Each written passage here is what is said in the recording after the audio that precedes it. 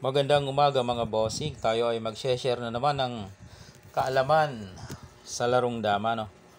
Okay, ang share ko sa inyo ngayon ay labanan dito sa 116, 116. Yan. Ganyan ang naging takbo ng laro. Nagreal. Yan. Kain doon, dito tayo. Doon siya, dito naman. Dito tayo. Yan. Pumunta sa gilid. Dito siya. Nagpakain. Ayan, karaniwan yan. Ginagawa, no? Nagpakain.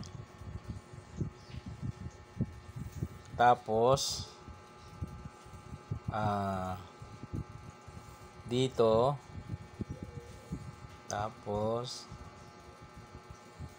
yan, dyan. Dito ang pula. Pumunta raw ng green. Okay. Pumasok ang pula sa gitna. Ang ginawa ng green mga bossing, dito siya. Okay. Dito naman ang pula. Yan. May balak yatang magpatras ang pula. Okay. Umabante lang ang green. Yan. Dito mga bossing. Dito, hindi nagpaatras ang pula, no? Kung iba, siguro, baka magpaatras siya. Pero dito, sacrifice move, mga bossing, ang ginawa. Yun ang, kagandahan dito, no? Sacrifice move, malalim. Yan, sacrifice move. Hindi dyan, dito. Nagpalugi ng isa ang pula, tapos sumulong dito. Ayun. Para maipit niya yung narito. Yan. Lugi siya ng isa pero naiipit niya yung mga narito, mga pyesa rito. Kung titingnan mo, ano bang pwedeng isulong ng green? Ano bang available? Siyempre ito lang. Yan. Hindi alam ng green na pag sulong dyan, talo na. Oh. Sige mga bossing, talo na ang green, pag sulong dyan. Ano ang brilliancy move ng pula para talo itong green? Kasi malalim yung ginawa niya, yung sacrifice move, no? Nag-sacrifice. Yan dito. Ayan yan. Nag-sacrifice tapos sumulong dito.